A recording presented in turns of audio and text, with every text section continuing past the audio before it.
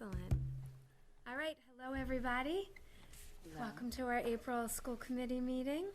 Please rise for the Pledge of Allegiance. I pledge allegiance to the flag of the United States of America and to the republic for which it stands, one nation, under God, indivisible, with liberty and justice for all.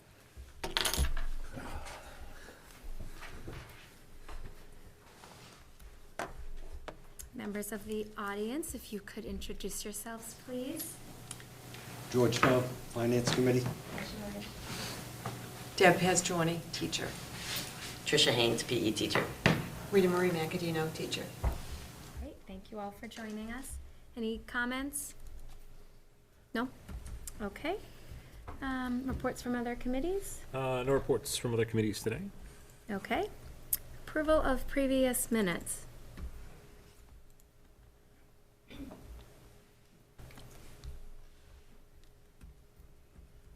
Those are in the drive. I have two sets, the 112, which I don't think, according to Donna, didn't get approved, and then the 318. The 112 is a PDF. We had scanned it in, but that was still in draft form. The 112 didn't get approved? No. Fred, what did you say? Did anyone have a chance to look at it?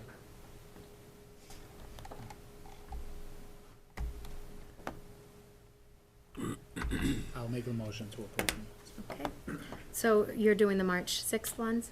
Yes. Okay. This was a quick meeting. No, March 18th. I'm on March 18th. I'm on the 18th. I see March 6th. Yeah, 318 and 112. Okay, I'll second that motion. great. All in favor? Aye. Okay, and if we could just go back to the January meeting minutes. I'm assuming those are in the January folder. What's that? Those should be in the January Yeah, folder, right? exactly. Okay. But they put them there for now, just to, no, they're in there. It just, they moved it. I pushed them into today's meeting. Oh. Just so you have them. So it's January 12th. We didn't approve these? No. We went back and looked, and for some reason we didn't get those.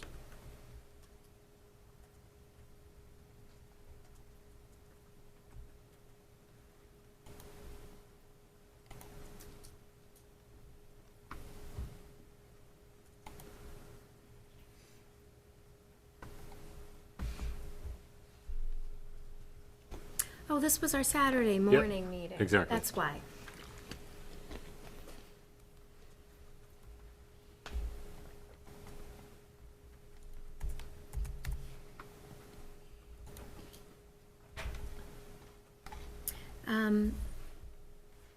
I think we would just remove the teacher's name that's in here. Yep. On the, Lorraine, it's the line that says D. Carrera would like to add a .2 FTE speech language teacher. There's a, Yeah, there's a PDF, though I can't do it right there. I have to make a note. in Just my make a note. note. Yep, Okay. perfect. Remove what? there's a name of someone. Just remove At the. the bottom of page 1, Lorraine. You just point that out there.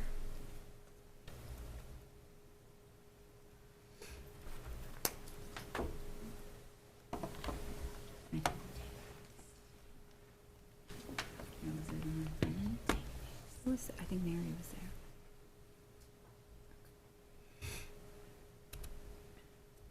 So whenever you are done, oh, it's on green and gray paper. Yes, it's a little combo platter. That's right.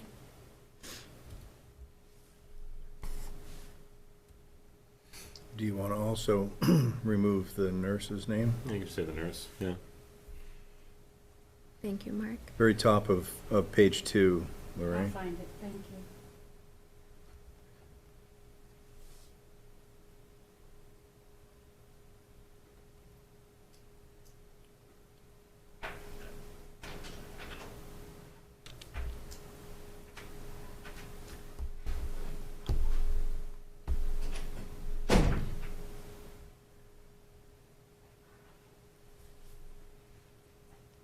Hi, James. Good.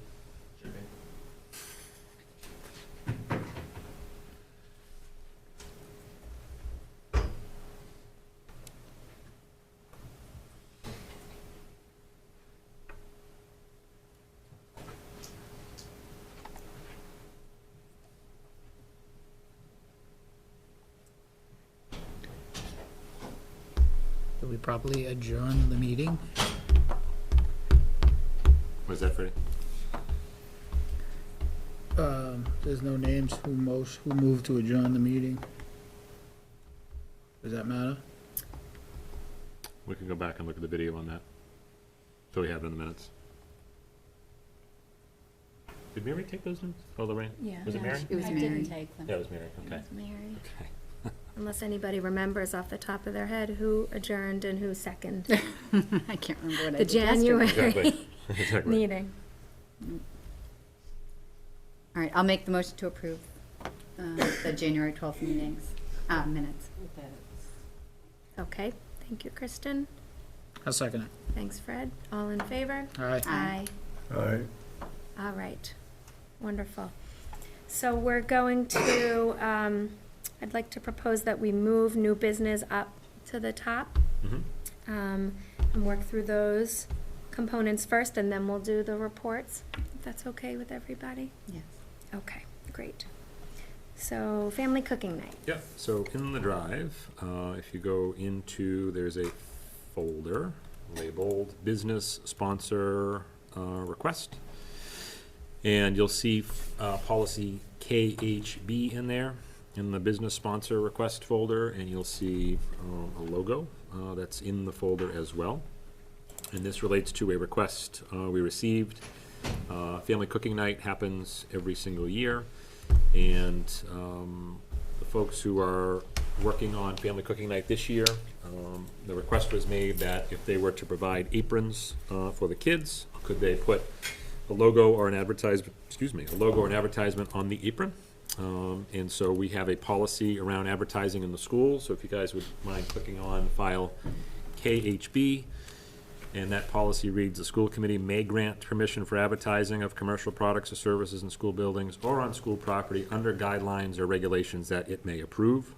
Otherwise, no advertising of commercial products or services will be permitted in school buildings or on school property. Publications of the school system will not contain any advertising. However, this will not prevent advertising in student publications that are published by student organizations, that would be like a yearbook, subject to administrative controls, or the use of commercially sponsored free teaching aids if the content is approved by the administration. Solicitation of sales or the use of the name of the school system to promote any product not be permitted by the committee. So it's kind of a strict policy, obviously, because it opens up potential, what would be the word, when you do something once and you don't want to repeat it? What's the word? Precedent. Yeah, thank you. Precedence. Word retrieval. Word retrieval. So there's pretty, strong language in here in terms of, precedents and things like that. With that said, this logo is a request for Family Cooking Night, and the folks who would be sponsoring this Boston Pizza Festival, I think the folks who are behind it are looking to have that logo put on the apron of the students who would be participating in Family Cooking Night. So it comes to the committee as a request to see if this is something that you want to approve or don't want to approve. So it's there for discussion. And and it's the Boston Pizza Festival. The Boston Pizza logo. Festival, July 13th and 14th. July Yep. 13th. And that's a festival in Boston on those 2 days where pizza places from, 15 to 18 different pizza places, I think. Almost like that ice cream thing that they do on the common, similar to that. I think this is a Boston Pizza Festival, so. It's up to the committee.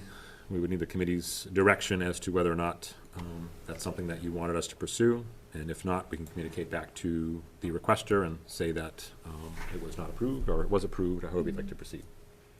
What have we done in the past? Yeah. Have we, So, since I've been here, this is the first time, going on 3 years, it's the first time it has come up. So I don't have any precedent on that.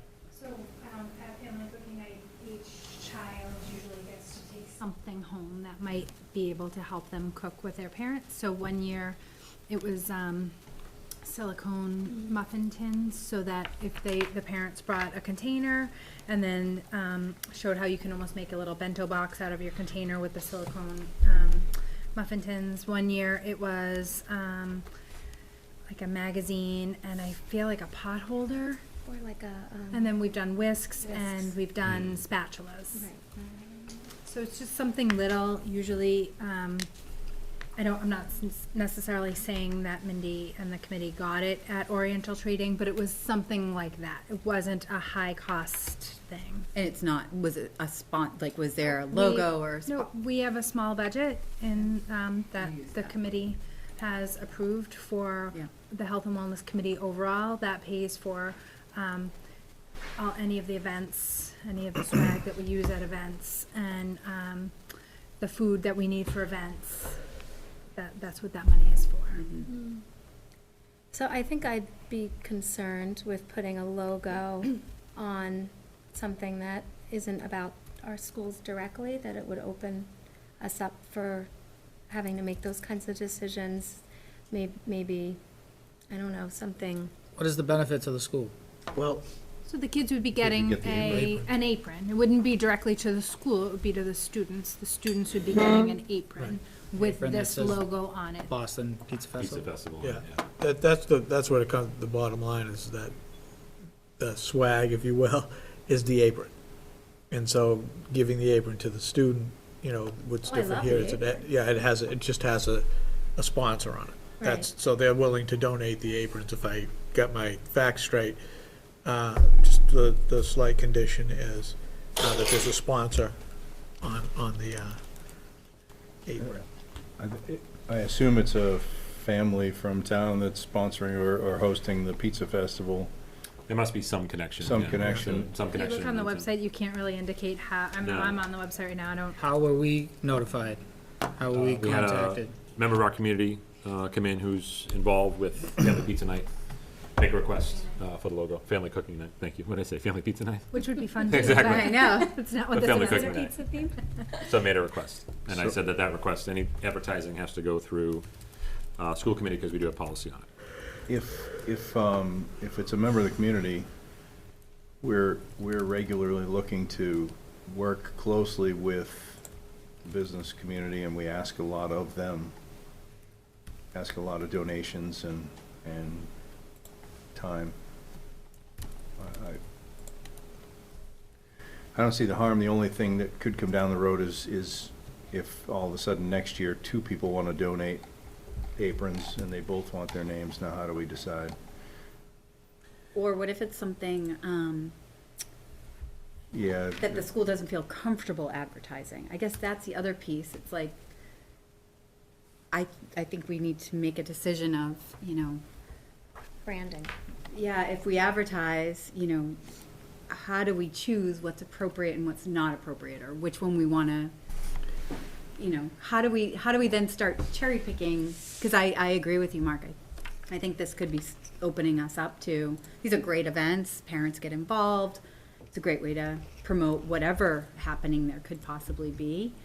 I just think doing it through the kids, I don't know, that seems, I just would worry about future. How do you choose what's appropriate to advertise, what's not appropriate to advertise? And I think that could get Well, to a hairy mess.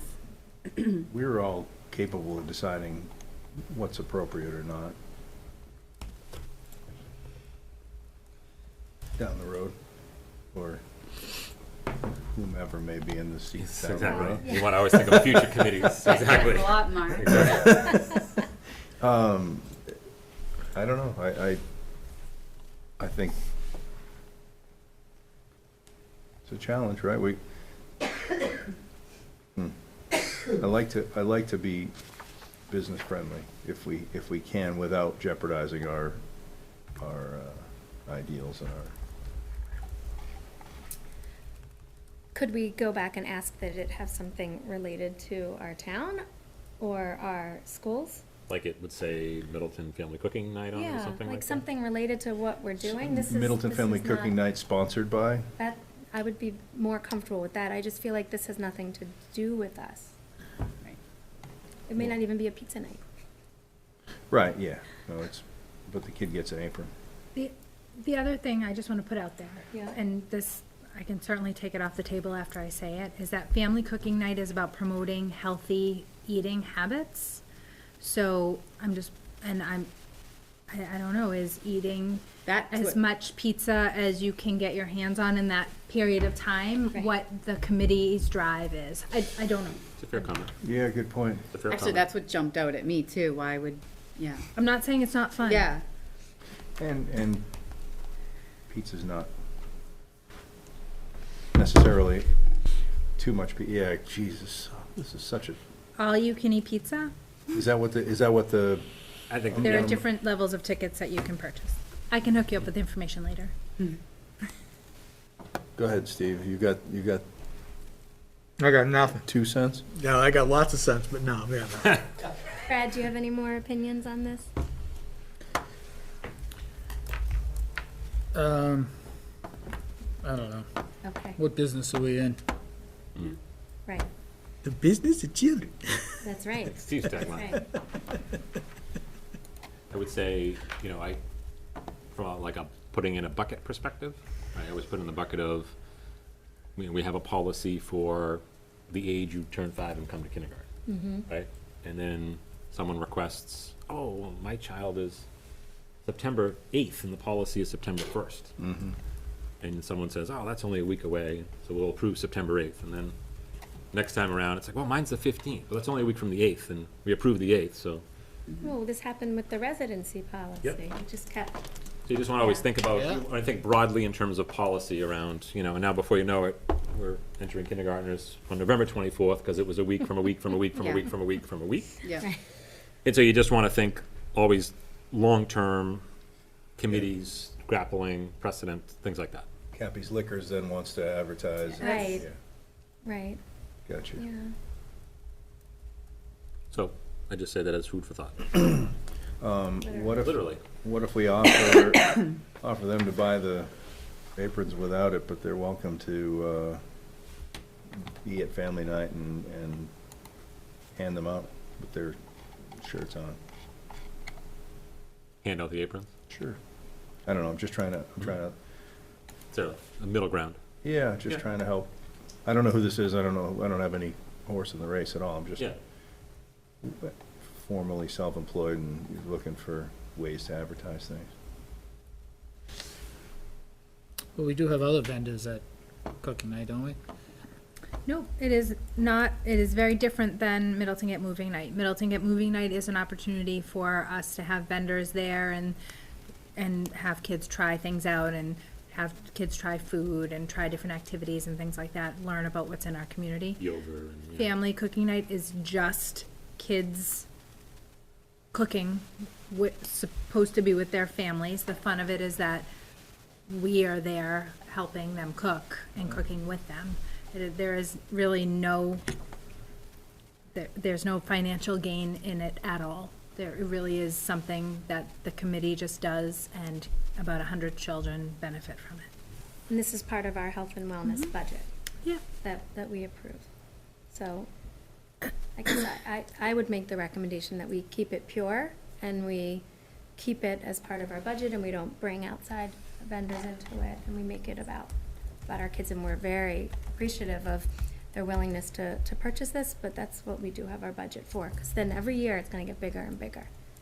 We'll lose. I would say if they wanted to be a sponsor, they could fund family cooking night, and we could say sponsored by Boston Pizza Festival, but not parade their,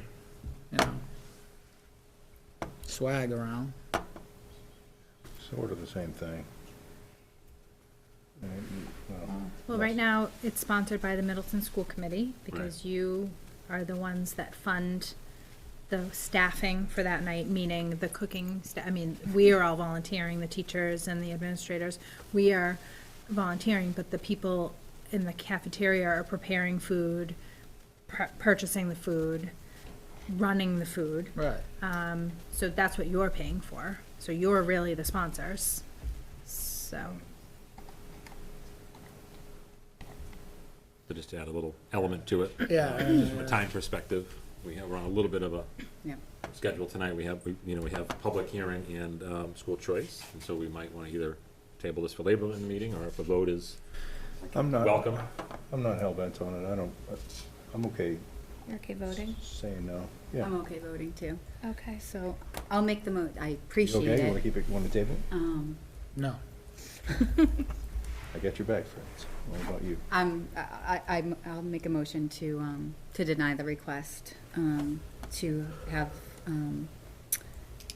A sponsor. a sponsor for family cook night. But thank you. Someone second the motion? Yeah, I'll second it. Thank you, Mark. All in favor? Aye. Aye. And maybe to Diane's point, we can encourage folks who are looking to do that to be more involved in, like, what was the first thing you said? The Oh, the wellness Get night, Moving Night. where there is a lot of Right. sponsorship. Yeah, I That- agree. That Yeah. seems to be maybe the better parking lot for that, as opposed to this one. Yeah, and a thank you to. Huge thank you. To Yeah. the individuals that wanted to do this. Absolutely. Absolutely. Yeah, Okay. it's quite an investment. Yeah, Yeah. okay, thank you. Great. Whitson's renewal? Yes, ma'am. We're at that point where I'm asking the committee to renew, even though we're in a 3-year contract with Whitson's, under regulations, we need to renew that contract, if you will, or allow them for a second year with the Middleton Elementary Schools, and I'm recommending to the committee that they vote in the affirmative to do so. The one thing, so I will create a document and have ask the chair, either that I sign it, superintendent, or the chair can sign it, affirming the renewal. The one other paragraph that I'll put in there, because it's a new IRS regulation and it affects bonding, is that the renewal terms, instead of it being a 60-day notice, if we're not gonna renew, it goes down to 50 days. And Boxford asked that I change the contract, so I'm gonna do it in all 3. So there'll be 2 paragraphs in that letter when I create it. So that's it. So this is going into year 2 of 3? Yes, And we have correct. to vote to approve it every year? Yes, Okay. And what is your recommendation? my recommendation is that we renew the contract for year 2. Okay.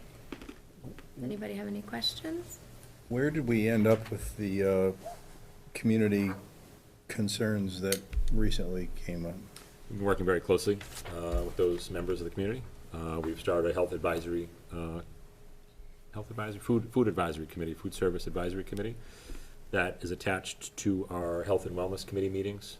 Whitson's has been going to those meetings, been very open to input and feedback from our community.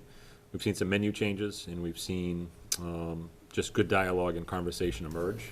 So it's, as we said to the folks who we've been connecting with on this topic, we appreciate always hearing from the community, and we appreciate the feedback, and I think there's been some valuable, positive motion that's happened as a result of that feedback. So I think all heading in a good direction. Okay. So if there's no further discussion, if someone wants to make the motion to approve the second year of our Whitson's contract? I'll make that motion. Okay, thank you. Fred, you want the second on this, or you want me to take it? You can take it. I'll second it. Rock, paper, scissors for the second. I guess so. All right, thanks, Mark. Any further discussion? All in favor? Aye. Aye. Okay. Very good, thank you all. So the next, Moving on. the next item, we need to, we have our 2 public hearings, and the way these work, as you guys may remember from past years, we need to enter into a public session, much like you would call this meeting into session. So you call the public session into hearing, we'd go in and then come out, we'd adjourn out of it, and then we go into school choice and come out of school choice. So we have to literally, so it's like a meeting inside of a meeting, Okay. basically. So if someone wants to make the motion for us to enter into our public hearing for the FY 2020 school budget proposed. So moved. Thank you, Mark. Second. Second, Kristen. Okay. Great. So we'll take you through some slides. Steve and I will sort of back and forth on some of these slides. The slides are in your drive, and they're up there just for folks at home as well. In regard to the FY 20 Middleton Elementary School budget, first we want to begin with a thank you to the school committee for all their hard work on this budget. I know it's been a lot of days and nights and reviewing materials, and Saturday meeting tied into it as well. And we also want to thank our Board of Selectmen in town and our FinCom in town. We appreciate the spirit of cooperation that we have with the Board of Selectmen and the FinCom and also with Town Hall, and Andy and his team at Town Hall. We meet regularly with them as well, and we appreciate all of their input as well through this process. So it is truly a team effort as we build the budget for Middleton each and every year. As you know, we continue to move forward with our major focus areas around innovative teaching practices, social emotional learning, and developing our further inclusionary practices as well. We're in the process of developing a strategic plan, a 5-year strategic plan around these 3 main areas. We're going to begin to really flesh that out over the course of the next couple of weeks. The goal being that we have sort of a 1-page that really articulates where we're headed for the next 5 years around these topics. As you may recall, those 4 areas around social emotional learning will be a big focus for us, focusing in on self-efficacy, self-management, growth mindset, and social awareness. That will be a big focus in the social emotional realm. We know that project-based learning will be a big focus around the innovative teaching practices. And here in Middleton, our staff has done a great job of trying different ideas out in the classroom. We've had students and staff come to school committee meetings and talk about some of the authentic projects that they're working on in the classroom across grades and across curriculum areas. And we've been pleased to see that growth, and that will continue to grow. Throughout this summer, we have some professional development opportunities for our teachers in that regard with project-based learning. You may remember this slide, a lot of information on here. If you think of it as a baseball field, as we've talked about in the past, we want our kids to be out in center field here. As I've said to you in the past, if you think of home plate down the bottom here, a good part of my educational experience was down here. It was non-authentic, and there was a lot of remembering and understanding and taking notes off the chalkboard and putting them in my notebook and taking a test. And really we want our kids to, if you think about Bloom's taxonomy, we want them thinking at a higher level, and we want them to engage in complex, authentic tasks in the classroom. So if you think of these 2 axes, I guess is the right word, and you go out to center field, it really talks about situated learning, whole group learning, authentic learning, complex problem solving.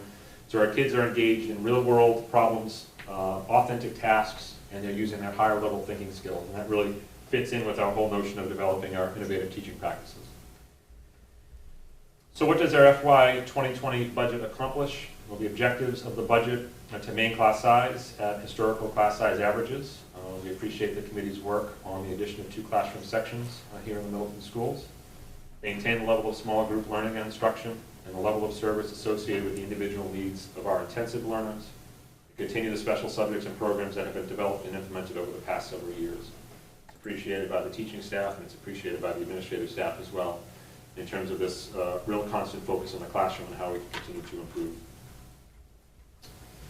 So our operating budget, as you know, the proposed FY 20 operating budget is $12,538,943. That will be about $655,777, or 5.52% above the approved FY 19 budget. And we are a little bit above our guideline of 5.0. I think we're at like 5.52 in total. I'm going to have Steve jump in now and talk a little bit about how every budget dollar is spent and walk us through some of these other slides as well. Go on, Steve. One of them. Yep. All right, good evening. For the millions of fans watching at home, I'm Steve Greenberg, the Assistant Superintendent of Operations, and man, I cannot see. What this slide demonstrates here is, how do we spend every dollar? And when we look at this, the fact of the matter is that with our elementary school district, like many school districts, period, the majority of our dollars are spent on personnel and personnel-related expenses to the tune of around 80+%. And the rest of it goes towards support components, professional development, supplies, facility-related expenses, special education, non-salary expenses, tuitions, and contracted services, utilities, so on and so forth. But again, the lion's share of our operating budget comes from, or goes towards salaries and personnel-related expenses. This page right here is a summary of the operating budget. It breaks it down into a layer of detail, and it also captures prior fiscal years. So we're looking at FY 15, 16, and 17 budgeted expenses, as well as actual expenses, excuse me. And then we have our proposed FY 20 budget. And when you look at this detail, it reinforces my prior statement that, again, the majority of our dollar is spent on personnel and personnel-related expenses. With this slide, what we're communicating here is that the majority of our operating budget, in terms of revenue sources, comes from the local appropriation. Local appropriation, for the most part, is Middleton's property taxes, and there is a commercial base where property tax comes in as well. But the majority of it does come from the town, with a smaller percentage, 3% and 4% coming from grants and revolving accounts. When you look at FY20, you'll see that the grants and revolving accounts, those percentages are shrinking. And that we're seeing our revolving accounts, we're not able to contribute as much. So that means the local appropriation has to absorb more of the operating costs than it did in this fiscal year, in terms of percentages and dollars. With this slide here, what I'm trying to communicate, when you look at this bar chart, you see the green bars, that is our total operating budget going back to FY03 all the way to proposed FY20. So that is the green bar, and you can see the pattern of growth. All right? The blue bar is Chapter 70. All right? So Chapter 70 that comes from the state. And when you look at 2003, it was around 20% of our operating budget. And even though it doesn't look dramatic, if it was just Chapter 70, the dips and the downs and the ups would look more dramatic than what you see here. All right, but when you put it up against the total operating budget, it does not look as much. If anything, when you really look at it quickly, it looks relatively flat. So what I'm trying to communicate here is that as time has progressed, the partnership with the state is not as strong as it was back in 2003. That it was almost 20% of our operating budget came from Chapter 7. When we're looking at what we're proposing for FY20, you're somewhere around 14% off the top of my head. So that's a big deal. And I'm not saying that the state could do this, but if the state was able to maintain that kind of percentage commitment to the operating budget, we would not be having any discussions, or we would have had fewer discussions about potential overrides, 5% increases. The story could have been different, all things being consistent, being unchanged. All right? So that's what we're trying to demonstrate here, is that when you look at Chapter 70 from 2003 all the way to what we're proposing for FY20, it looks relatively flat. Yes, there are minor increases in it, but especially compared to the growth of our operating budget, the partnership isn't the same. You know, just to add to that, there's a lot of legislative activity this year in particular around Chapter 70, fixing the funding formula for school districts because of this very reason, that it's been a long time since Chapter 70 was looked at, and it's getting a lot of attention. There's 3 different proposals going through legislative circles right now around how do we fix the funding formula, how do we fix Chapter 70, how do we fix the foundation budget, how do we fix circuit breaker? Circuit breaker, as you know, the money that is reimbursed to us for special ed expenses over 4 times the foundation budget. And not to get into too much detail on that, but the state has guaranteed 75% as always the level. We've done an analysis on the North Shore in particular, but really across the state. The past 10 years, it's only been at 75% 3 times. It's been 62, 43, 68, 73. 1 or 2 percentage points makes a huge difference. And transportation is not part of the reimbursement that we get from the state. So there's a movement afoot among the superintendents to make sure that it is always funded at 75% and that we can include transportation as a reimbursable cost, because as Matt has told you repeatedly, the transportation costs for a lot of these programs that may be out-of-district programs, it's a little bit of the Wild West, and they can kind of charge whatever they see fit. There's not a lot of governance around that, and that makes it a challenge to do some budgeting. So I think in the coming year, you're going to hear a lot of activity around Chapter 70 funding from the legislative end of things. This slide here is just comes right from the NASDAQ report, and what it shows is the projected growth or pattern of students for the next 10 years. So from this current fiscal year, FY19, all the way to FY28. And again, this doesn't look dramatic, but when you look at the totals, from between now and about 10 years from now, we're looking at possibly 100 more students. So it's something just to keep in mind. And yes, the NASDAQ report is always subject to change. But for this discussion now, it's something for this committee and potentially future committees to keep in mind that we could be facing an uptick. This right here is just a demonstration of what our class pattern looks like now, class sections, class size, and what we're projecting for next year, working off of NESDEC numbers, and partially what we know for kindergarten enrollment. That is, of course, all subject to change, but you can see what the class size sections would look like and what the classroom, class size and period per class section would look like.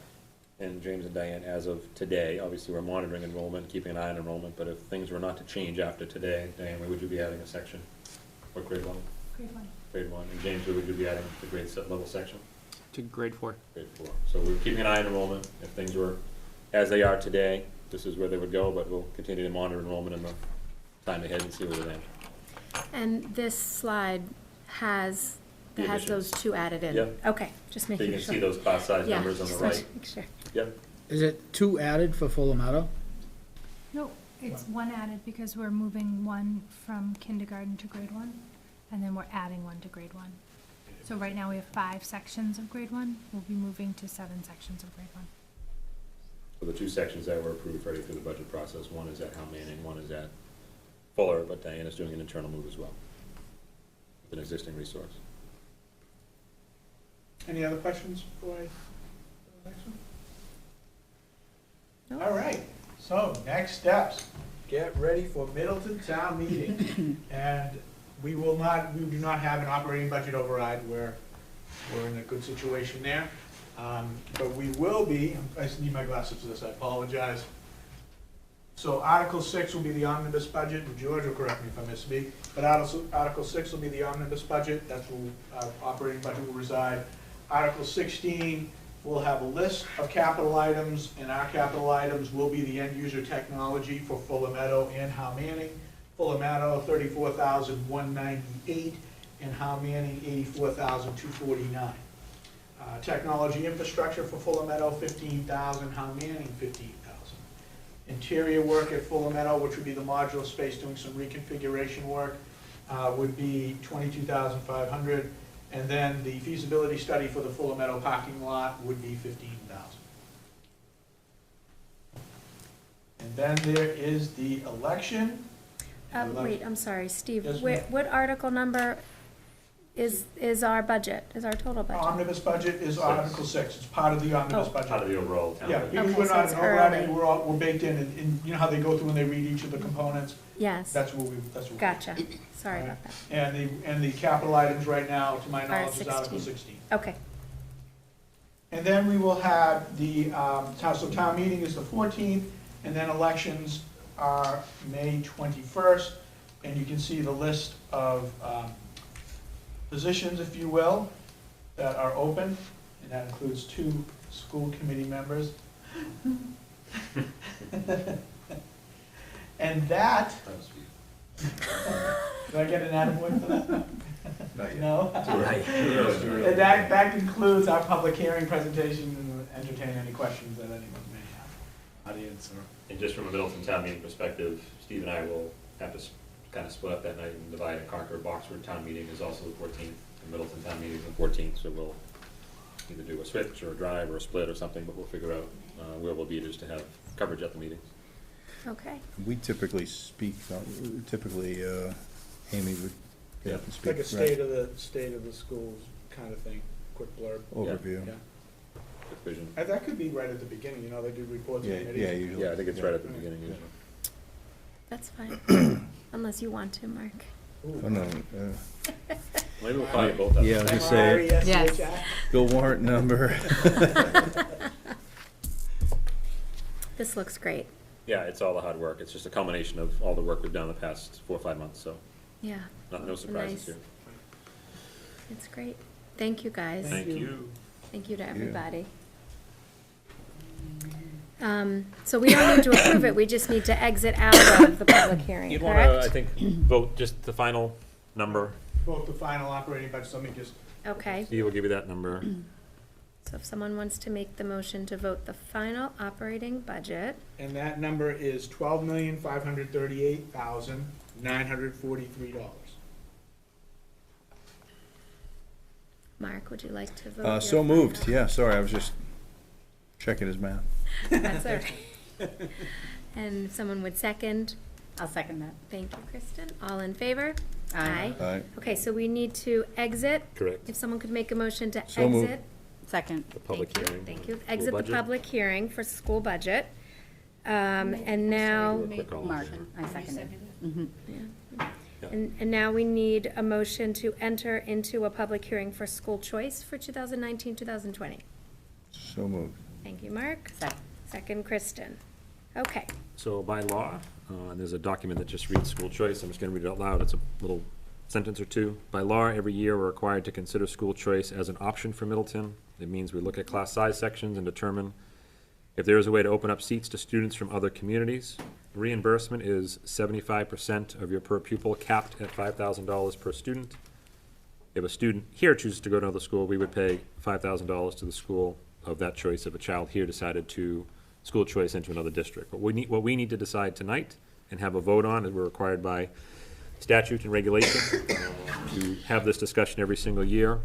If we want to open up school choice seats to students from other towns here in the Middleton Public Schools, and you would, the committee would add to their budget $5,000 per student if you decided to do that. So that's what we need to discuss and vote on tonight, if that's something that the committee wants to pursue. so I will make a motion to, to deny considering school choice as an option for Middleton.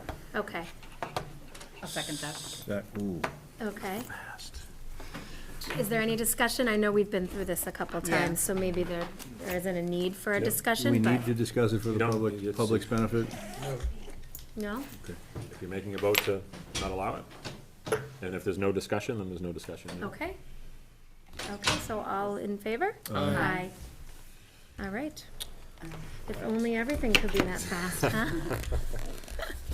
So then we need to exit this. So if someone would make a motion to exit our school choice public hearing, we'll need to go back into our regular meeting again. So moved. Thank you, Mark. Second. Second, Fred. All in favor? Aye. Aye. Okay, Kristen is leaving for a little while, and she's coming back. We are musical chairs. Moving right along here, Yes. perfect. So the next item is May 14th, this is just a reminder, we just said it, just to remind everybody, May 14th is annual town meeting. There is no correspondence in the correspondence folder as we stick with new business, and I have no others under new business as well. Okay, so then we can go back up to reports Yep, and work through that. work through that. Okay. Perfect. Great. So I'll begin there. Report of the superintendent, 3 things. We have a bus update, and I'll ask Diane and James to chime in here as well. And Steve, I know we did have a bus driver change on bus 10. That was a discussion that we had, I think, at previous meetings as well. I'm going to ask Diane and James to weigh in on how that has been going. We have also the good fortune of a bus monitor who is interested in joining us. Ooh. We have done some vetting, and Diane and James, did you both meet with this person? We did. Yes, so do you guys want to jump in here and provide a little bit of detail around this? Please and thank you. There has been a change in the driver on that bus, and I have received several bus slips in the month of March. And been pretty strict with my language with parents in regards to those bus slips, and the students as well, but just letting parents know that if there's one more infraction, what will happen. And so I do, and it has resulted in some switching of seating and things like that on the bus.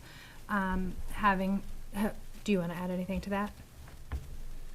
We haven't received any write-ups from that bus, but we had, I mean, in the fall we had, and we addressed a lot of things, I think, quite strongly then. Yep. But we have been in touch with Andy Discus from the Senior Center, who sort of organizes the volunteers and and works for the Senior Center. So he had put me in touch with some people, and it was somewhat of a misunderstanding. I thought they were available now. They are not quite available now, but so I kind of expressed my disappointment in them not being available now, but then he found someone who was available now. So James and I met with her last week. She does have some variability in her availability, meaning she's not able to sign on for a specific day or anything like that, but she is going to get us her schedule.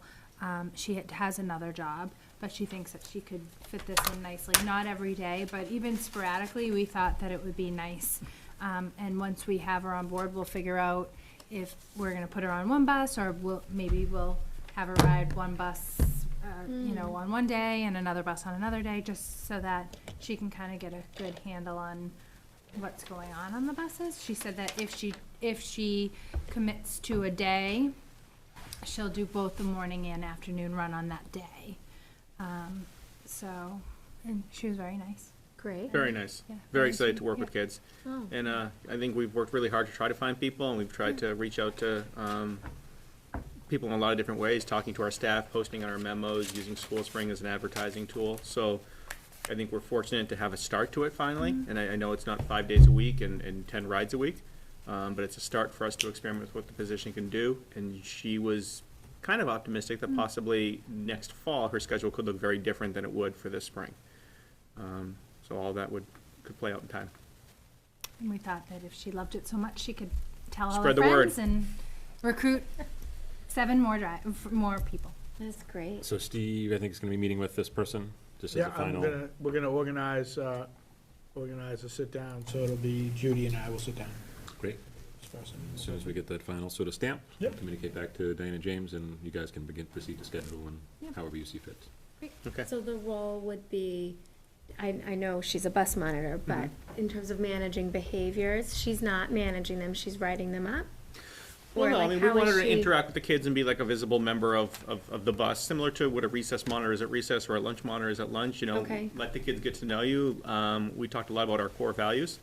We talked a lot about our SEL teaching as well. We said, like, that's what we value as a school, whether it's in our classroom, hallways, playgrounds, cafeterias, and school buses as well. Yeah, So it's to be an adult presence there for the kids, interact with the kids, build relationships and rapport with the kids, emphasize our core values, so she obviously won't be provide sitting in redirection. like the front seat, she'll be sitting somewhere in the bus, like, Yeah, I think she'll It's probably be everybody, sitting where right? she thinks It's- her it's presence appropriate. is needed most. Yeah, okay, great. yeah. And I we mean, the asked first her. thing you tell a monitor is move, scan, and interact. So we don't want her moving on the bus, but like, Yeah. ride by ride, you change your location a little bit so that everyone feels your presence and things like that. Great. Move, scan, and interact.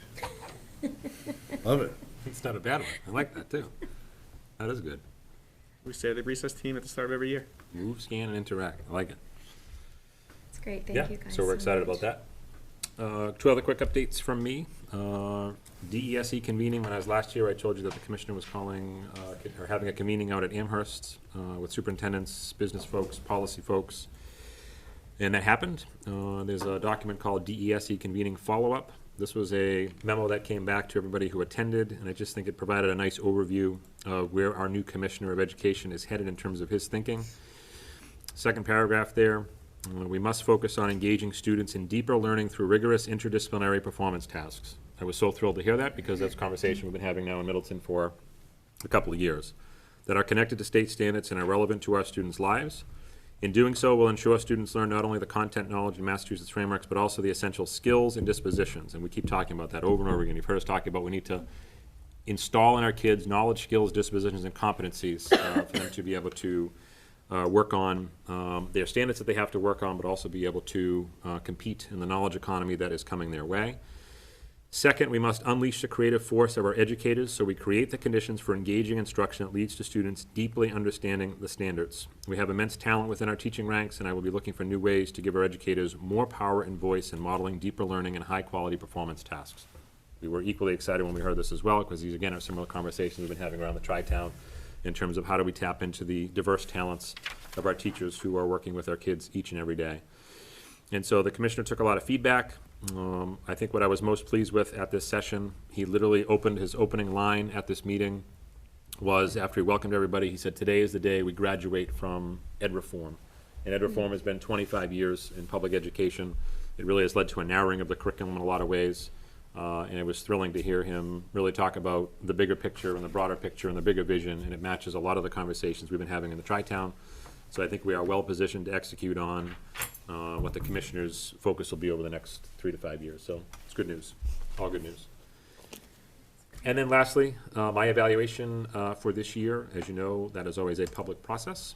And we have tried over the years Amy and I tried to clean it up a little bit, make it a little bit better, and Heather and I tried to clean it up and make it a little bit better. And this year, Jessica and I, as the different chairs of the Tri-Town Committee, are trying to do the same. I think some of the feedback from all the school committees has always been, you know, the state model, we're asking you to evaluate me on things you don't see, right? It's like, you know, does a good job helping support curriculum unit development. It's like, well, I think he does that. You know what I mean? We don't really see him do that, but I think he does that.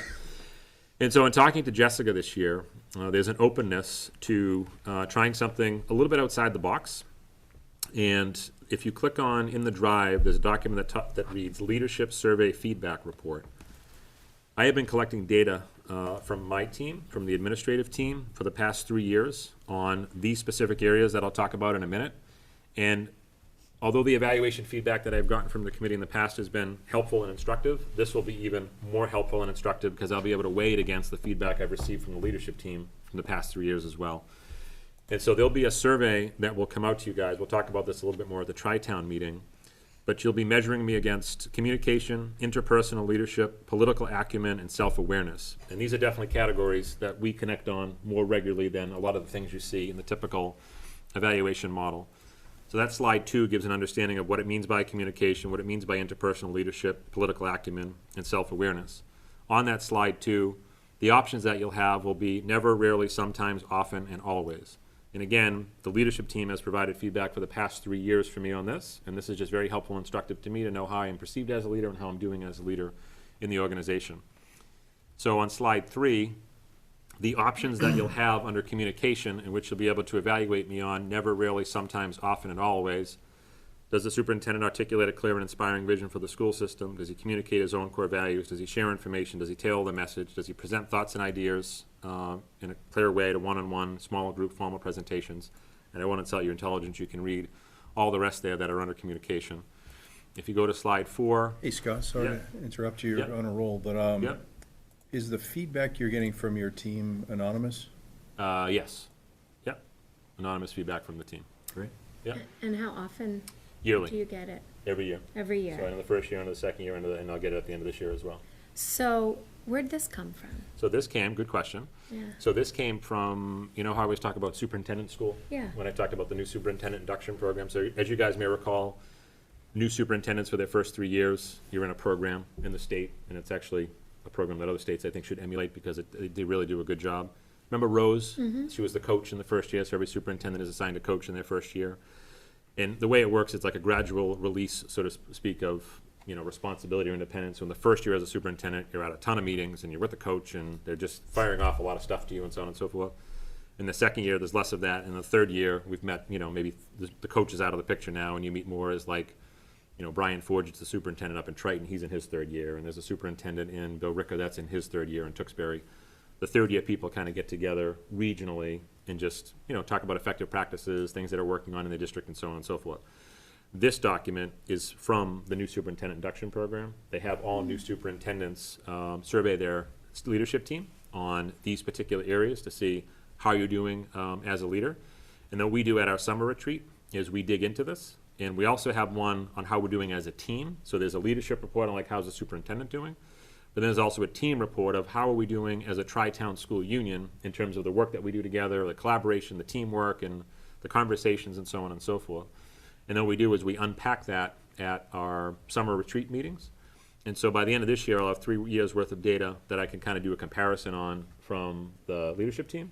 And then if we can now layer in school committee feedback as well, that will be, I think, very powerful. Very And will you powerful. be sharing this in the fall? Yeah, absolutely. Yep. Great. Yep. I mean, we'll be shared really at the June TTU meeting. We have to publicly share my evaluation. Oh, But what I'd like to do in the fall is show how the leadership team is evaluating me, and then compare that to the school committee and see like what are growth areas for me, what are areas that are going okay, and so on and so forth.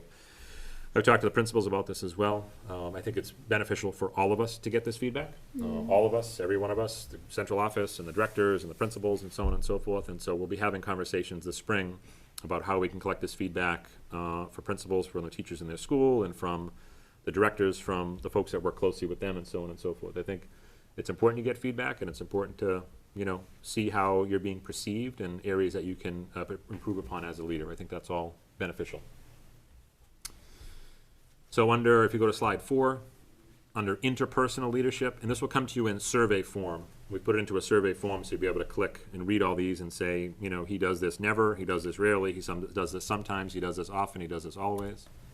So slide 4 gets into interpersonal leadership. Scott, do you think that for the benefit of school committee, there should be a "I don't know" response? Because there might be a newer school committee member who hasn't had a chance to meet frequently on a one-to-one, or Yeah. I don't know. I mean, these are a little broad, so I think most of this is gleaned from meetings, but I'm just curious. I think my first year, it would be a lot harder to do this than my third year with you. Yeah, we could certainly add that. Yeah. And there's a comment section as well. Okay. So I mean, what some people have done, I've seen some people do in the past, like, I put sometimes, but I think it's always, but I'm not really sure because Yeah. I only see him in this scenario, whatever the case may be. Right. So let me talk about that with Jessica. Sure. Where she's the TTU chair as well. Yep. And see what she thinks about that. I can mention that to her. I'll see her tomorrow night. Okay. Slide 5 gets into political acumen. Good idea, Amy. What's that? Atta girl. Oh, I got Ooh, an she got an atta atta girl. Oh, Wow, she not beat Steve out, bad, 'cause an Steve hour didn't get into an a attaboy. meeting. So slide 3 is political acumen, and you can read the sort of attributes that are measured there. And then slide 6, and I just dumped these all into slides just so you could see them, is self-awareness, understands personal strengths and weaknesses, takes responsibility for improvement, strives for continuous learning, and so on and so forth. So we're trying to make the process a little more streamlined. As you remember in the past, it was a massive Excel document that was quite laborious to fill out, and I think there were a lot of things on there that people really didn't, you know, like you said, Amy, that not really seen, right? It's hard to determine those things if you're working in a school committee capacity. I love this. I think it actually overlaps with our 4 self-management, Yeah. right? Yes. So it's like, this is how we think about our kids, this Right. is how we think of ourselves. Self-efficacy, growth mindset, yep. So more to come on this. I just wanted to present it to you as an overall picture. Jess Steffens as the TTU chair, she's on board. She's the one who really I interact with mainly around my evaluation. It's always the TTU chair that you work closely with in regard to that. So she liked the idea of us trying this year, seeing how it works, and seeing how it connects with the other feedback and data I've taken from the team over the course of the past 3 years. Does that all make sense? Yep, looks good. Questions, thoughts, comments, feedback, open to it all? All right, very good. Yes. So I'll talk to Jessica. I think it's a good idea, Amy. And what would you call it? What would the category be? Unsure, or Unsure, I don't know, or haven't observed this, or not applicable? not applicable. Yeah, I'll talk with Jessica about that, and we'll see what we can add. is that gonna skew your data? I don't know if I'm in this one now, because of the large spreadsheet, I don't know if I'm in this one. You don't think they're gonna be setting this one up? You may not. You may be off the hook. Really? Yeah. Steve used to have to develop that whole Excel spreadsheet. Yeah, that's right. So, good. Thank you all. Over to Matt. No, over to Steve. Good evening. What was included in the drive is the financial report for March. And again, we're just remaining on track. I don't have anything new to communicate as far as what the report shows. I did add a projection column, so I tried to start thinking about where I think things will land. So you do see that in the detail. And you can see that based on what I'm, perceive at this point in time, that we'll have a surplus of $73,749. And as we roll into May, we will want to have discussions about school committee's perspective and what they will want to do with any tailings, if anything. And, a motion will probably want to be made either in May or June to give the superintendent some direction, because we'll be out of school, and next time that you meet after June will be July. And so anything that needs to be done, we'll want to get it done in early May. Okay. Okay? So there's usually the 4 categories, which will be, really 3. Look at revolving accounts, any of those small items that we need to take care of, small purchases, and then turning back to the town. We don't prepay a quarter of sped tuition anymore because we have the reserve, so we don't need that. So it's just those three areas, one or all, and then we go from there. And maybe if there's any money that's been out of the reserve, then we can look to repay that. If we use it, but we haven't touched it. Right. So it's all that, but when it goes back to we don't have that control. No, It's gotta go exactly. back to the general fund, it's gotta go through a process. So just those are really the three areas in overall. So, on page 2, where it has the projected ending balances, Yes. could you just maybe give us some insight into why there's balance, positive or negative, on some of those? Well, again, it's all subject to change. Yes. But when you look at the drivers, the big ones, of course, are gonna be salaries. We've gotta talk about professional development, so I'll be meeting with Christine on Monday morning, and we'll be going through all three districts and PD to make sure has everything been captured, because I may not have everything captured, so therefore that number will change. And then we get into facilities, and those numbers I expect that will change. Facilities, insurance, TBD, you think about, those are the big drivers there, special education, all subject to change, Amy, but when you, in answering your question, those are the areas of the operating budget where right now we're projecting surplus or positive experience. But they're subject to change. Yeah, I think we'll be able to dial in even more at the May meeting, because at that point, we'll be, Yeah. 25 days of school left, when we get into the May meeting time. Right. And I think Steve will have had his meetings with all of his, directors and things like that, and I think we'll be able to dial into that number even more by then. That's fine, we could, I just was, Better than I 600,000. think, most curious about the utilities. Yeah. Well, utilities, when we look at utilities, Nancy's projecting out for 12 months. So now we gotta really see this portion of the season's been relatively mild. So we'll see how that really changes versus what we've encumbered. Okay, All right, so those numbers may come down as far as the negatives. But Nancy goes and she looks at bills like last year, the year before, and so when she creates the encumbrance in the system, that's what she's seeing right now. And it's really good for her to be able to go in and start encumbering things, i.e. the transportation bills, health insurance. She's doing this stuff in July and August.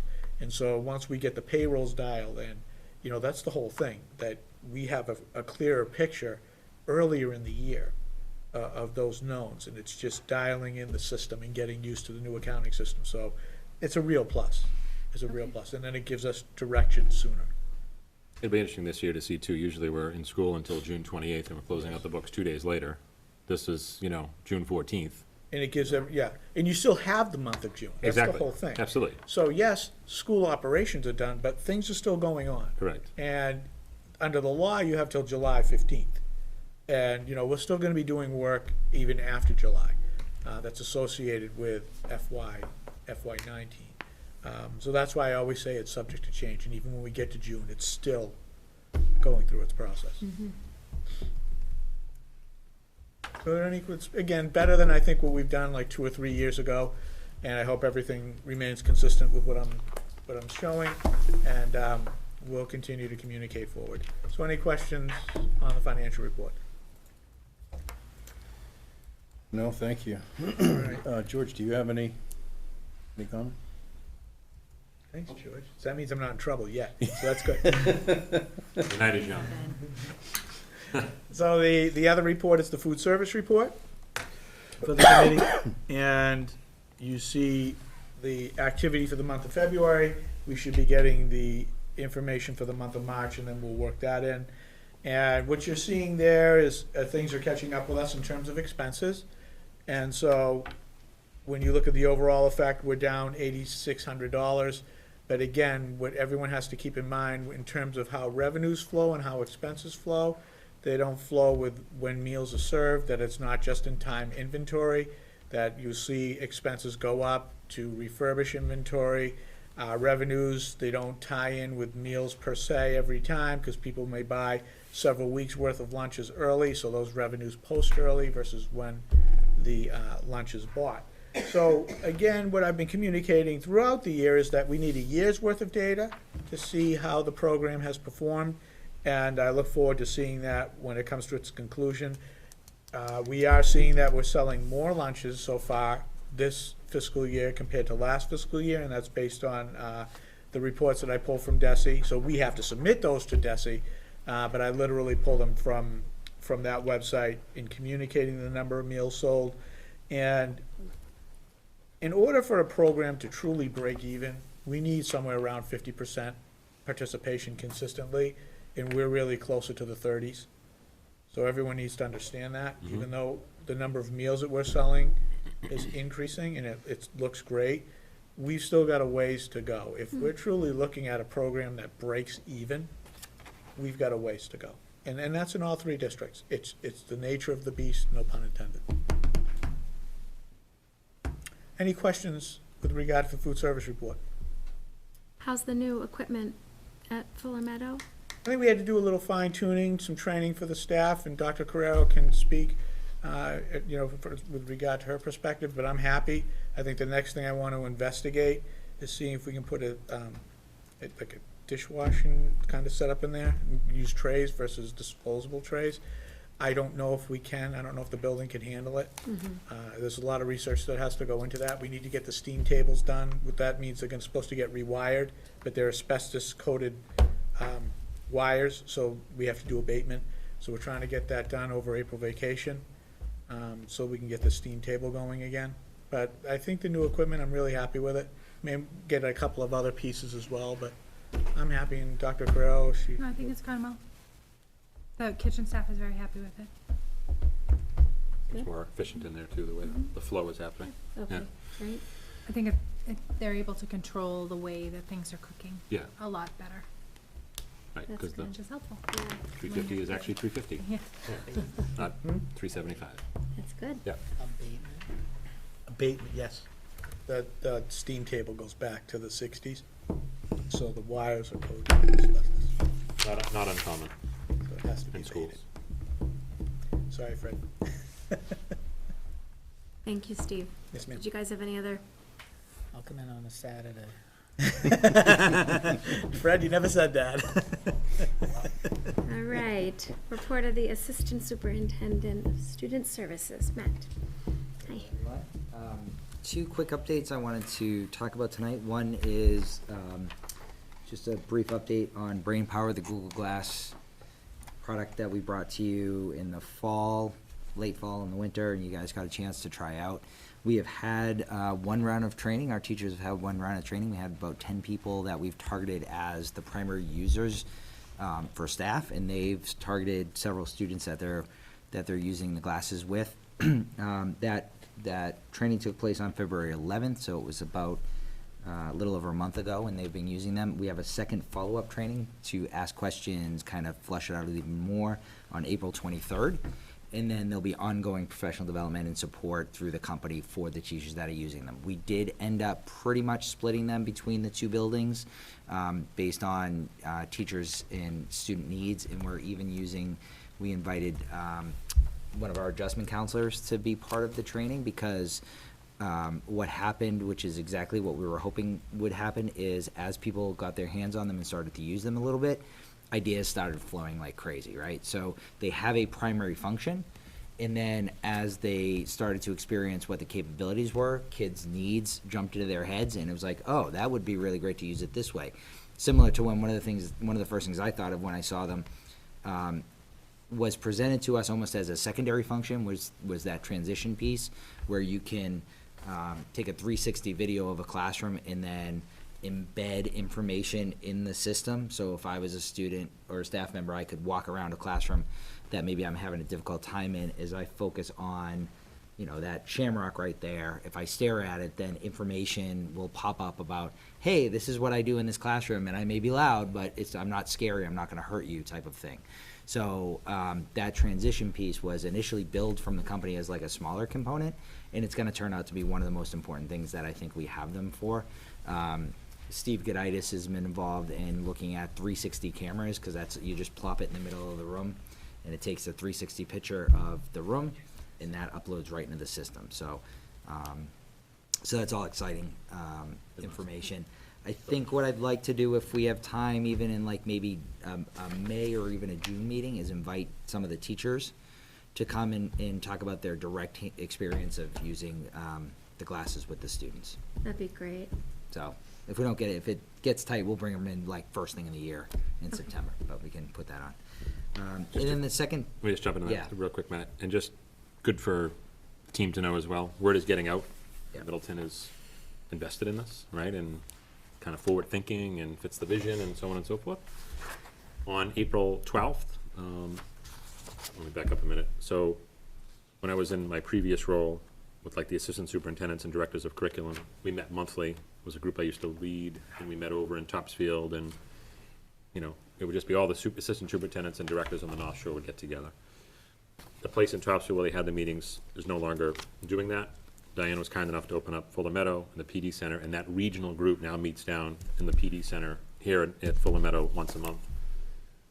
They've gotten wind of what we're doing.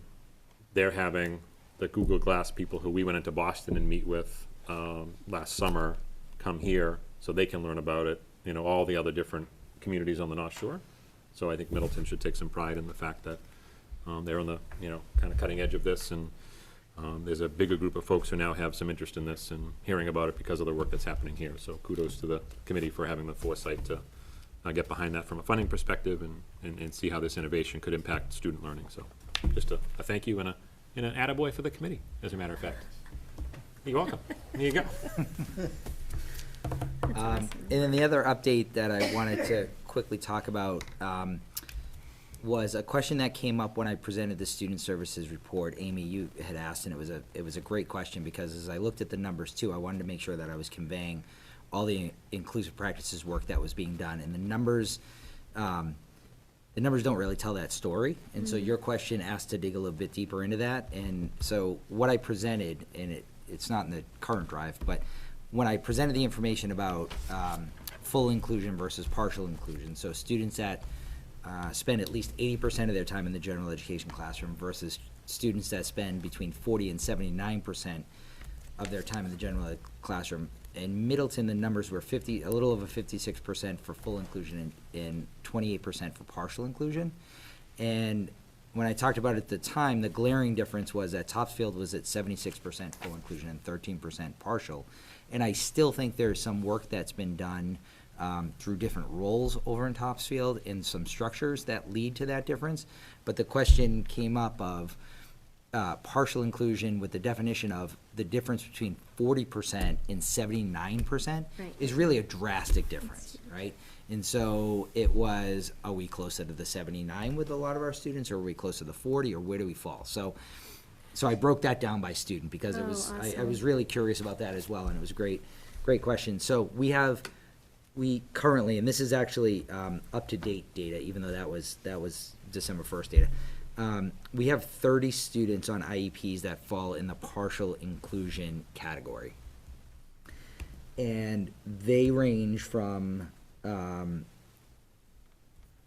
49% in the general ed classroom up to just under 72% of time in the general ed classroom. But the numbers I really wanted to say is, for 30 students, 24 of those students fall between 60 and 79%. And 11 of those are between 70 and 79%. So really, the answer to that question, Can you say, so Yep. 20? So if you look at a 20% range, or 19% from, because at least 80%, so you're really talking the number of kids between 80% and 99% inclusion was 56. Right. Right? So if you take kind of that 19% average and drop it down, between 60 and 79% of time in the classroom, that's 24 of the 30 students. So really, that number of 28% partial inclusion is much more representative of kids spending a lot of time in inclusion as opposed to less time. The scatter plot would really look as though the number of those kids are far more included than down at the 40% range. Does that make sense? So yeah, so it would be good to, like, I know our goal is reducing, or increasing inclusion. Right, So, thinking of it as partial and full, right. you're not gonna see the needle move, but when you can do it this way, we can Right. see, like, it's working. Right, and those, just so, those All those those are the co-teaching. IEP categories, partial and full. Yeah. And that's why it's, those are the, like, if you break down, so I have them all right here on a chart, right? And I have percentages like 37.3 and all, that, the percentages come out on the IEP exactly related to, you have to put in the amount of minutes in a school day, and then and that averages out to the amount of minutes in the school year. And then the grid in the IEP specifies how many minutes students receive services and where they receive them, and then that calculates, our program calculates the percentages of inclusion versus pullout. So yeah, so it's, you know, when you look at 30 students in partial inclusion, but 24 of those are really teetering on the full inclusion line, that speaks, that speaks much more highly to the work that's being done to move that needle towards inclusion for students who benefit from it, right? And I think we always want to say that too. The goal and the expectation is that we will never be 100% full inclusion, right? It's not, that would be the same as saying we want to be 100% sub-separate program so that we can, the goal of special ed in support is that we meet the student where their needs are and provide the services that's most appropriate for them. What the research says is that for the majority of student learning needs, based on learning profiles, the inclusive setting is a more productive environment and has more successful outcomes in the future. There's also research that says other students with other disabilities and certain levels of need require a more specialized approach in a small group setting with support throughout the day in that setting. So I just always want to be, you know, careful with saying, yes, we have an incredible inclusive philosophy, we're increasing our inclusive practices. The research yields, you know, more successful outcomes for inclusive practices, with the caveat that there are definitely students who have needs that will require small group direct instruction pull-out services. So our expectation is not that we'll always get to 100% full inclusion. Our expectation is that we'll, you know, provide services that meet the students' needs and move towards inclusive practices for the majority of our students based on the fact that that is the right service for them. But that is so powerful to share with the teachers. Yeah, absolutely. Because they're working so hard at Yep. being collaborative and inclusive and learning how to manage, you Yep, know, kids with different absolutely. abilities. And so to see that they're so close to Yep. full inclusion, I think would help this model, you know, that you've worked Sure.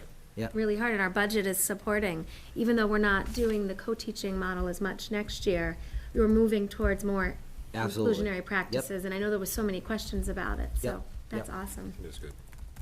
Matt, out of the 6 remaining IEPs, you mentioned one below 49%. So. Is that just an average, the 49 to 60? So the way the 30 students broke down, 40 to 49%, there were 3 students. 50 to 59%, there were 3 students. I got 60 to 69%, there were 13 students, and 70 to 79%, there were 11 students. So that 40 to 79% encompassed the category of partial inclusion From the state, from the state. yeah. Right. So, That's great work. Thank you. Thanks, Matt. all right, thank you. Attaboy, man. Thanks, Yeah. Brian. It feels good. Yeah. You got it? Yeah. Yeah. Yeah, here you go. Diane and James. So, March was Read Across America Month for us. We had a lot of fun things go on within our school. We had our community readers on March 7th, and then each week we had another fun event. Our theme this year was Mad About Books, which was tied into March Madness. So we had, instead of a basketball bracket, we had a book bracket, and Strike Unknown was the winner, so that was pretty exciting for kids. We had a program called Hot Shot Readers, where the kids would read at home, and then they would get a ticket and then they would get to come to the gym with some of the reading staff and take some basketball shots and have their picture on a board, and so it was a lot of engagement there. And then Melissa Betancourt had organized for author David Bedrecki to come for 2 days, so he came yesterday and Monday and Tuesday. And he is just a very high energy, very fun author, so he met with the whole school, then he met with each grade level, and then yesterday he spent the day working with grade 2 classrooms. And they were creating superheroes, and they were talking about, you know, you make your superhero have a strength, and then you also need to make them have a weakness, that they try to use their strength to overcome their weakness. So it was just very engaging. It felt like a love fest around here. I felt like on Twitter, if you go on to our Twitter handle for the last couple of days, by the end, David Bedrecki was hugging me and Melissa Betancourt, and it really was nice. So I just want to give a huge thanks to Melissa Betancourt, Emily Fry, Amanda Trosian, Kim Della Sola, and Shayla Berman for really running the show with that. They just took it and ran, and it was great to not have to worry about it, and they did a nice job, and the kids were super engaged. If you aren't a teacher in an elementary school, you may not realize this, but March is a very long month in elementary school, and I feel like this month, March flew by because we had so much going on in the building, which was a lot of fun. We also had report cards and conferences, which went very well. And the only other thing I really want to say is that Dash has been ongoing and it's going really well, and a huge thank you to all of the parent volunteers who are helping with that, because that is a totally parent volunteer. It only runs on parent volunteers, so we wouldn't be able to do that without them. So thank you to Mrs. Dubois and all of her parent volunteers, which I will officially acknowledge in the newsletter, because there are a lot of them and I don't want to miss anyone. So Did you have a lot of parents who came in? there were a lot of phone conferences this time. We had a lot, either people using their cell phones and trying to block their phone numbers, or fighting for the 3 phone lines. So our phones were really quiet that day because I think all 3 phone lines were being used a lot. So it's definitely not as attended as the first conferences are. So, and there are sometimes parents who indicate that they don't want a conference, and the teachers like, oh, I really want to meet with you. So I encourage them to reach back out and say, if you can't come on these days, what other day can you come in? Over to you. Can I ask you a question? Oh, sure, absolutely. Please. You had 2 reading programs, Read Across America, and another one where they're encouraged to read and win tickets? So that was the Hotshot Readers? Yes. Yes. Are they allowed to use audiobooks for kids that struggle to read? So we don't, it's just, did you read for 20 minutes? So it could be your parents reading to you, a book on tape, any of that, absolutely. Good. We would never even make a student differentiate how they read.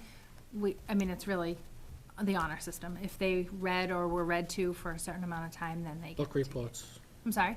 Book reports. We don't do that. Not Freddie, at this kicking it level. old school over that. I'm not saying that book reports aren't ever done, just not for this, because we want to be very inclusive so that everyone can participate in their own way.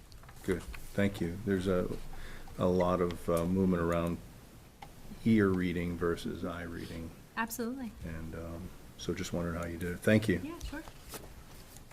A lot of similar stuff. Our DASH program is continued, and it's through the support of all the parent volunteers and the DASH coordinators who kind of make it all happen, but the parents coming into the building in large numbers to help those programs, to make sure that the experiences for kids is a good learning opportunity, has been wonderful. Parent-teacher conferences and report cards all came out, so we are in term 3.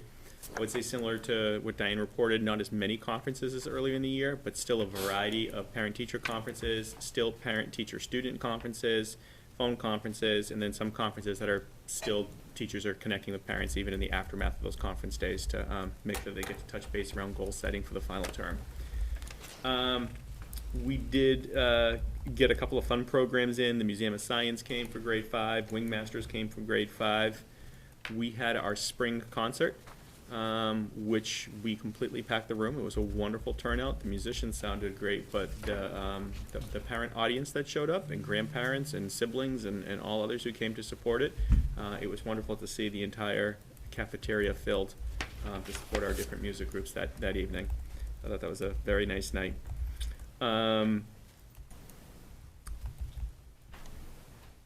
We did do Read Across America, not as, I guess, large a scale event, but we did a randomized drop everything and read, which was called on a Friday afternoon.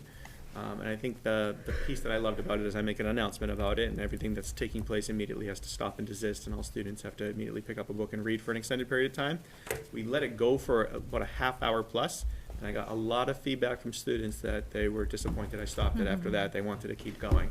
So it was fun to see that they really got the opportunity to break from routine and just enjoy a book for an extended period of time. And then the big thing that's kind of been underway for the staff in March and now is occurring for the students is MCAS is underway. So our MCAS alt portfolios, which some of our students partake in, are finished and already submitted off to the state. Grade 6 English Language Arts is already done. Grade 5 is halfway done.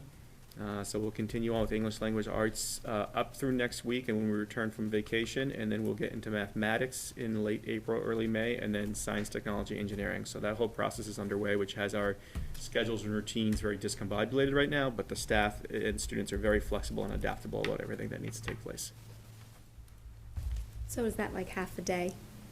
Is that how it works? So we target, we block out a time that goes right up to 12:45 for the students who are taking the test. By the state provisions, they can have up to the whole entire day. Most of our students are done by 12:45, but for those that we need to find the additional time that go up to 3 o'clock, we make sure there's a room and a chaperone to monitor those students right to the end of the day. And so far, every day, we've had students who are going right to 3 o'clock. Wow. Yeah, so it's really, they grind through it. They put in a very big effort. I mean, I'd say on average, it probably takes most kids around 2 hours, 2+ hours, right in that range to get it done, but we have a lot of students who use 3 hours, 4 hours of the entire school day. And it gets a little shorter. Mathematics is not as big as the reading and writing, and science is even a little smaller, so the tests all are of different sizes. Every grade level takes 2 sessions of each test. Grade 5 taking the most because they take the ELA, the mathematics, and the science as well. So it's all happening. So it's a lot of work by the staff in March to get ready for it in terms of they have to go through a number of trainings, and the number of trainings we have to put them through actually goes up every single year. And then we have to take the students through a number of trainings as well and simulation experiences and stuff like that. So a lot goes into being able to finally carry it all out. But it's all happening now. Great. Good, thank you. That was another thing that the commissioner talked about at the convening was how do we change that to more of a performance assessment? You know, less fill in the bubble and more an actual performance assessment for kids, which would be a more authentic, you know, expression of their learning. It sounds like a lot of good conversations are going to start at the state level. Redesign the redesign? Redesign the redesign. MCAS 3.0? Exactly, exactly. And not do student attendance. So that's it. Sorry, I was caught up. Yeah, good. Okay. Oh, so, yeah, that is Consent. it. All right, Bills so and we're on the payroll. consent agenda. We do not need to read all the bills and payroll. Good night, George. Bills Thank and you. payroll Good night, as George. listed. I'm sorry, Steve, what'd you say? Bills and payroll as listed. So will you make that motion, Mark? So moved. Thank you. Second? Thank you. Conference. All in favor? Aye. Aye. Oh, 3 people attended. Okay. Aye. Sorry, I don't think I said aye. And I just had one little other, if that's okay. I just wanted to, like, publicly thank Amanda Libby for inviting me to come Yeah, it in. was fun. That was awesome. She, in her kindergarten, so I was her guest reader for the Community Reader Day. When Diane plans it out, she usually has the chair be involved in getting to read to the kids.